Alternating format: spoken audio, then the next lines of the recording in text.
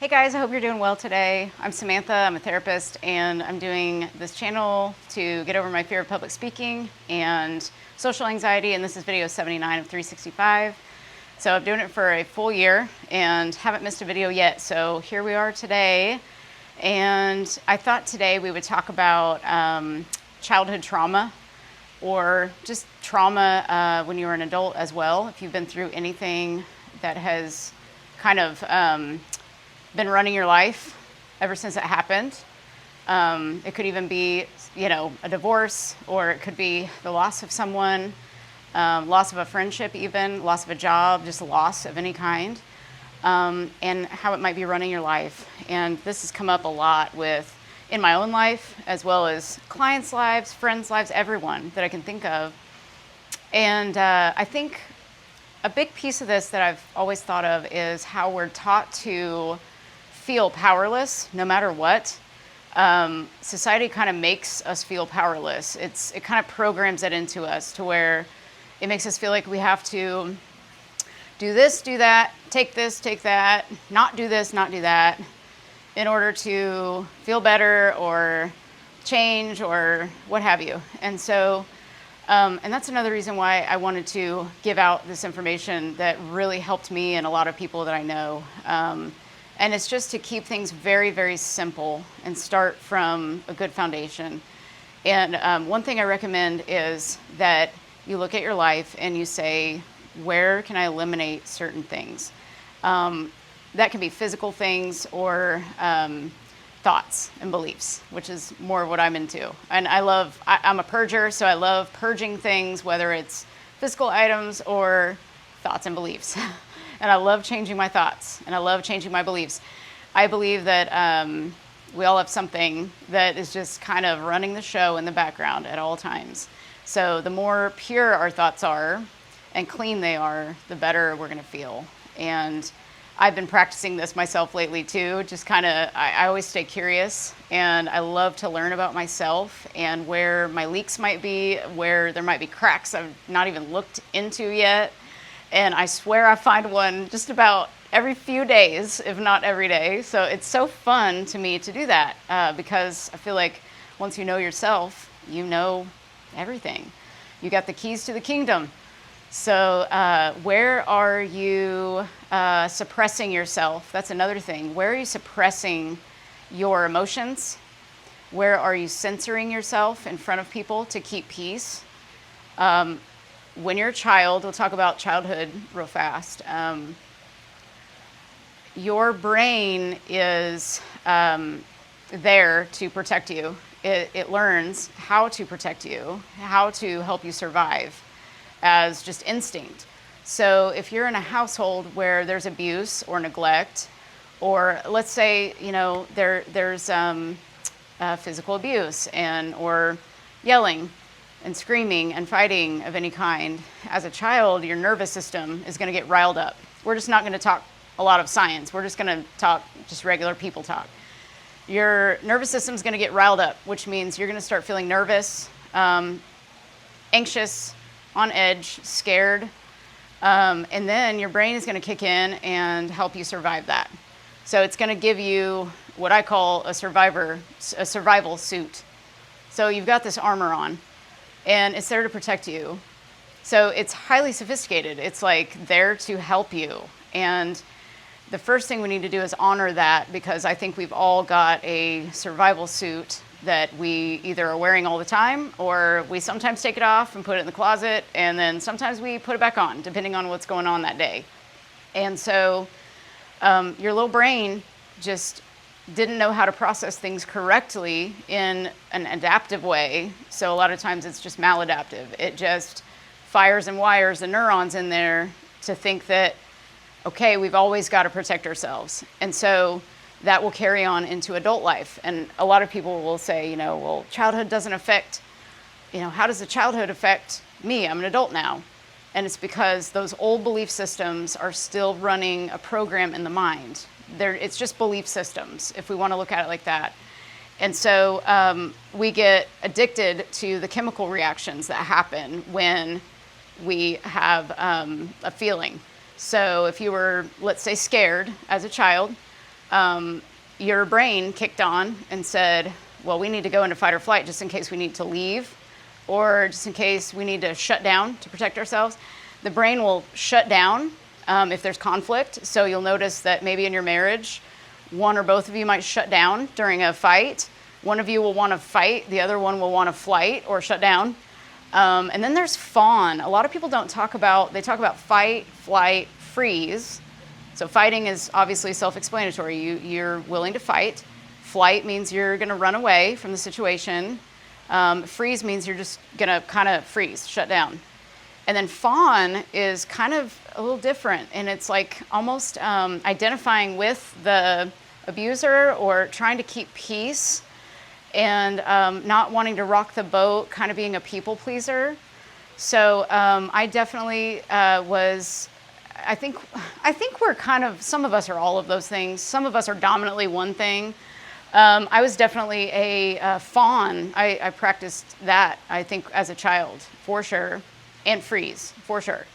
And so there's just little snapshots of childhood that can kind of overlay into adult life. And so when I see relationship issues going on with people, or just anxiety, any health issues, you know, your body will follow your mind. So if your mind was so scared as a child, it doesn't feel safe enough in the world. And so you have to train the body to become safe again, because if it's been in fight or flight for so long, it was trained to be that way. So you have to learn to shut that down. And that can take practice. That's why people will say, well, therapy doesn't work, or it didn't work for me, or medication just doesn't really work.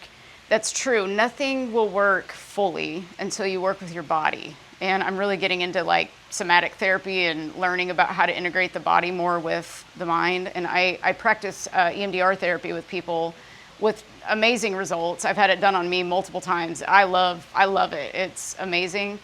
But really everything is a placebo. You know, whatever you believe will work for you, will work for you.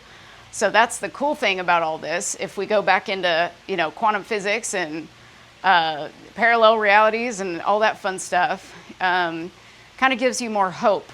That's what I'm trying to instill is I want you to borrow my hope that I have for you, and the knowing that you can create anything you want. You can create health and wellness, mentally and physically. You just have to identify what you're wanting, what you prefer, and notice, where are these links from childhood that are still running these crazy programs in my brain right now?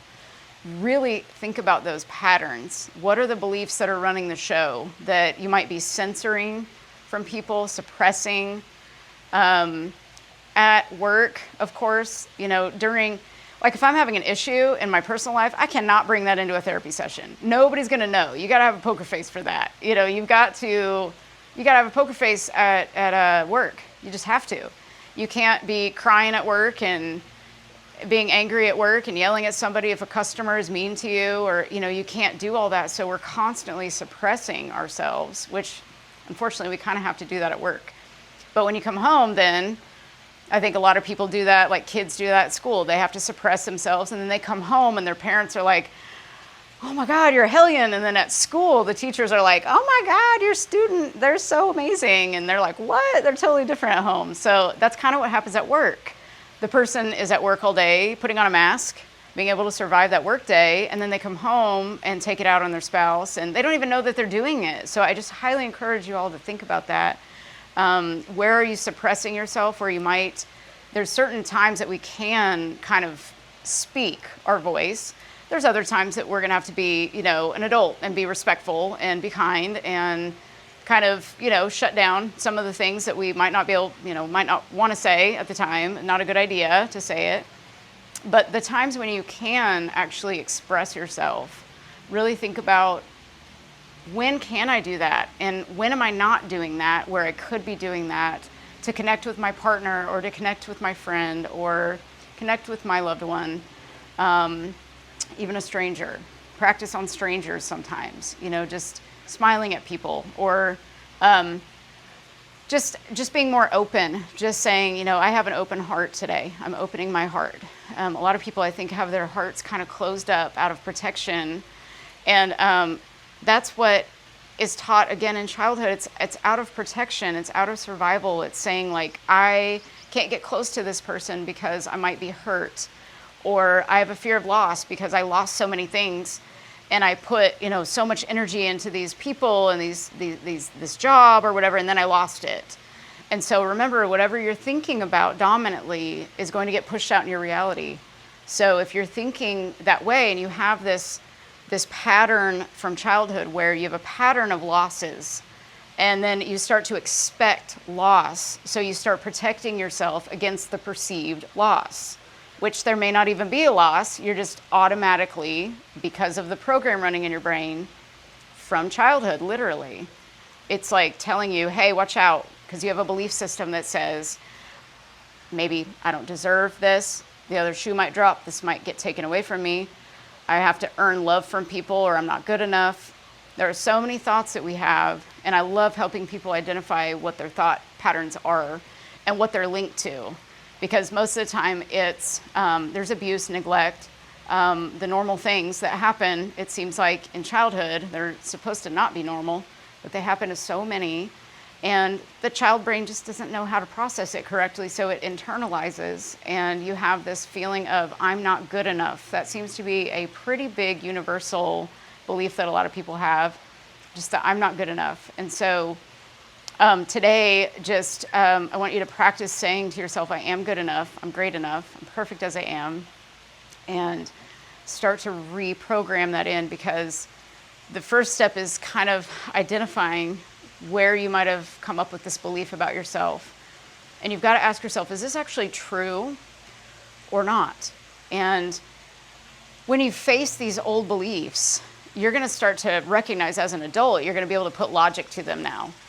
And I just hear so many people, and this is why I'm passionate about talking about this. It's just so sad. I hear all of these people, it does not matter what age they are. They could be a child on up to, in their 80s, 90s, saying, never felt good enough. And so I just think it's the best thing ever is to program, I am great enough. I'm perfect as I am. I'm a whole person. I'm well. I'm amazing. And just start telling yourself those things, because your brain hears what you're saying to it, and it takes it as true. And it's like, okay, yeah, we're going to go down this path. And it's just not the best path for you anymore. And we definitely gravitate towards what's comfortable, what's familiar. And so if you're running this program that says, I'm not good enough all these years, that's keeping you from manifesting. That's what they call it, a block. It kind of is blocking you if you believe that. So it could be something you just get over really quick, or it could take time to process it, or you might need therapy for it, depending on what you prefer. It's whatever you believe will help you is what will help you. And so you take your power back, because we've been so programmed to believe we're so powerless, but everything exists inside yourself. You do not need anything external from you unless you want it. So if you resonate with it and it sounds good to you, like EMDR, if it sounds like it would work for you, give it a try. If coloring in a coloring book sounds like it would make you happy today, do that. Anything that's going to get you in the mental state, because that's the whole thing that we're trying to get to manifest. And we're making the invisible visible. That's what manifesting is. It's already created. Once you have a desire, it's created. All you have to do is believe, and it'll become visible at some point. So you have to be in the mental state to actually be able to see that perspective. And you're in the mental state because like when you feel bad, when you feel good, there is a different feeling to that. When you're feeling anxious versus relaxed, there's a different feeling to that. If you're not in touch with your feelings so much, start to practice that. Say, okay, how do I know I feel good? And how do I know when I feel bad? What's the difference? And you kind of get to know that. And always look in your body. Where am I feeling this in my body? Does your stomach get tight? Are you holding your breath? I find myself holding my breath at certain times. And I have to remind myself, take a deep breath. Let's breathe in. Get that diaphragm all up and out and full. And then hold your breath for a second and let it all out. Take a double inhale sometimes to really fill up those lungs. And let go. And you got to get into this relaxed state, and then you can kind of feel around, okay, do I feel good or does this feel bad? How do I feel? And you can kind of gauge where you're at. Does this feel good or bad? How do I know when I'm angry? How do I know when I'm happy? Just be very simple with it. How do I know what happiness feels like? How do I know what anger feels like? And then where do you feel it in your body? And anytime you're anxious, just do some breathing, deep breathing. That will instantly give you more oxygen to your brain, so you can calm your nervous system and have enough oxygen. Because when you don't have enough oxygen in the brain, you're going to start to feel panic. And so it's just the body needs oxygen, of course. And so give it to yourself. That's one of the best gifts you can give to yourself is deep breaths. And then you've generated, just from breathing properly, you've generated a relaxed mental state. So congratulations, you've learned how to create a state that you can take with you anywhere you go. Breathe in for 4 seconds, fill up your lungs, take another deep breath, hold it, and then let it out for 6 to 8 seconds. I like the inhale 4, exhale 8. Really get all that stale air out of your lungs. Repeat that for like 20 cycles, and you will feel so much better just in 20 cycles of doing that. Just a minute or two. Do it very slowly, enjoy it, and there, boom, you've created a mental state of relaxation right there from doing nothing. Here's the kicker to all this. Your external world didn't change at all, but you just changed internally. That is what helps you go down the river in your boat without having to even do anything. That's how life should feel, right there. And we just don't believe it because, again, we're programmed to think that everything has to be hard. That's why I like to keep everything as simple as possible. And that's why I love talking about manifestation, because you don't need anything outside yourself to manifest things. You do not need anything to create anything other than your mind. And I love that. I think that is the neatest thing in the world, because I always thought, like, what would you do if, I got morbid with it before, and I'd be like, what would I do if I were in a wheelchair and I was deaf and blind, couldn't walk? And I just had my mind, what would I do to make myself happy? And you can generate a feeling at any moment. And I just love that. And I think it's the most simple thing that we're not really taught. And to also be happy anyway. I want you to practice that. Today, I'm going to be happy anyway. How do I do that? Well, I think about what I want instead of what I have. Just don't notice what you have for a while. Take your focus off of it for a little while. Yeah, this sucks. This situation sucks. I got this going on. Okay, well, I'm going to train my mind. What do I want? How do I want to feel? What if I felt that way today? What if I wanted to become this other person? This better version of myself? How would they be thinking, feeling, acting? What would they need to let go of? Probably self-doubt. When doubt creeps in, it muddies all the waters. Doubt comes in, and I really do think that, like, whenever you start feeling really good about something, and you're like, yeah, and then, like, it seems like your whole world is like, everything starts happening. Like, payments at work come in, and you get all these friends calling you, wanting to hang out, and, you know, you have all these plans, and all these great things start to happen, and then all of a sudden, doubt comes in, and doubt can be masked as, like, the other shoe might drop kind of a thing. Well, if I get too excited about this, something or someone is going to interrupt this peace I'm creating, or this happiness.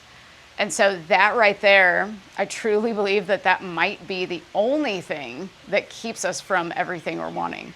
Just that self-doubt piece, and the fact that we could have a loss. And so if you have significant loss as a child, and your happiness was taken away through any number of things, that is how we created everything, is from those old beliefs that have nothing to do with today. And if you really think about that old belief of self-doubt and loss, it has nothing to do with the now moment. So if you can just keep yourself in this now moment, where if you could think about, like, we have this one now moment at all times. That's all we have. There's no past, present, future, you know, it's all happening at once. So if everything is happening at once, we're just right now. So if you just focus on right now, the now turns into another now, and another now, and another now, which equals the future. So if you can just stay present as possible and calm yourself. That's the first thing I recommend, is just saying, all I have is now. I'm safe right now. I don't need to do anything right now other than feel good. So what am I going to do to make myself feel good? And if you're anxious, do some breathing. That's number one. Take your shoes off if you need to. Feel your feet on the ground. Feel grounded to the ground. It will make you feel more at ease, not like you're jumping out of your body like we kind of feel when we're panicking. So do your breathing. Really practice that every single day, a couple times a day. You want to start training your body to feel relaxed without really having to do anything. That's the goal, really. And that will help stop panic as well. But if you remember, you're just only in your now. So what are you going to do with your now? What are you going to do with it? And what do you want to think? Because again, everything that's happening externally is trying to distract you, and it does. Why would it not? Oh my God. There's good things going on and bad things going on, and we get to decide if they're good or bad. Everything that happens is neutral. We get to decide, what does this mean for me? That's what we did as a kid. We said, what does this mean for me? We didn't know we were doing it, but we said, oh, this isn't good. I've got to think this. And then it just snowballed, and here we are today. So you decide, what do these things mean? And you say, everything that happens is for my benefit. So what is this gem in here that I need to pull out that I can use for my benefit? There's got to be something here. And what does this show me about me? What have I been thinking about dominantly that might have created this experience I'm having? Because this is not really a real thing we're in right now. Life is kind of like, as I say, a simulation. So we're having a real experience, though. This is a projection, holographic projection, as they say, so just stick with me. But if this is a holographic projection and a simulation, then what are we going to do with the now? Because let's just say we have all the control in the world over this. So what are we going to do with our now? What are we going to choose to believe today? Because it's an experience we're having. So what do you want to experience? And everything that shows up is showing you what you've been dominantly thinking about, and it shows you whether you prefer this or you don't prefer this. And you wouldn't know what you prefer without getting some things that you don't prefer. And that's the beauty of contrast. It's just like, there's two sides of this coin right here. So which one do you want to choose today? So have fun with this. Have fun figuring out what you want in your life and what you want to see. And play that game that I was talking about yesterday where you look around, and I'll just sit and look around at things, and I'll be like, oh my gosh, like I thought about having, this when I was a kid, and I have it today. And I'm a real big cat person, and I wasn't allowed to have cats when I was young because my brother was allergic to them. So I used to have like a stuffed animal, and I would pretend like it was real because I wanted a cat so bad. And then I got 2 cats when I finally moved out, and it was a dream, and I've had cats ever since. So it's kind of one of those things where, what did you want as a child? Think about all those things and look and see if you have them today. Do a little audit and be like, wow, I actually did create these things that I wanted when I was a kid. And if there's things you don't have that you wanted as a kid, it's time to maybe create them if you still want them. But just have fun and like look around at everything and think, man, this really brings me joy. I'm really glad that I have this. I appreciate this. This is awesome. Remember, what you appreciate appreciates. So appreciate yourself as well every day. Appreciate yourself.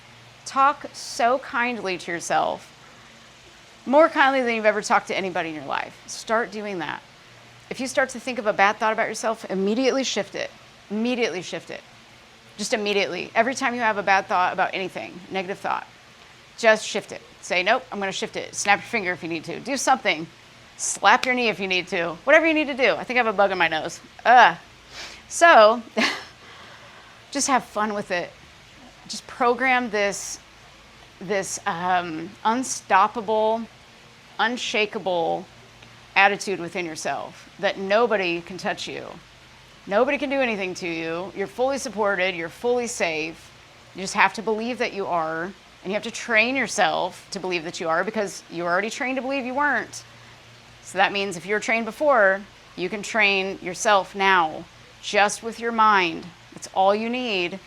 And you have to be aware. Awareness is key, self-awareness. You've got to know, how am I feeling? And then I like to check in with the body too. Like, where am I feeling this in my body? What is my body trying to tell me? Because sometimes we don't know what feeling we're feeling, but we have a headache. So a headache can be a symptom of lots of things. Anger, it can be a symptom of just dehydration. That's another thing. So dehydration can cause you to be in a worse mental state as well. So just start remembering that you can, again, generate a feeling from within without looking externally at all. And then watch what happens. That's the fun part. You feel great, and then you watch what happens. Oh my God, it's so fun. So I will leave you be today. That is video 79. So I'll be back tomorrow. Thank you guys so much for watching. Please subscribe, like, share. I do want to say I hit my 4,000 watch hours today. Woohoo! Officially hit today. Thank you all so much for being a part of this with me. This is so much fun. Now I just need subscribers. So send this to anybody you feel might enjoy this or might need this. And I thank you so much, as always. And you guys have a wonderful evening, and I will see you tomorrow. Bye.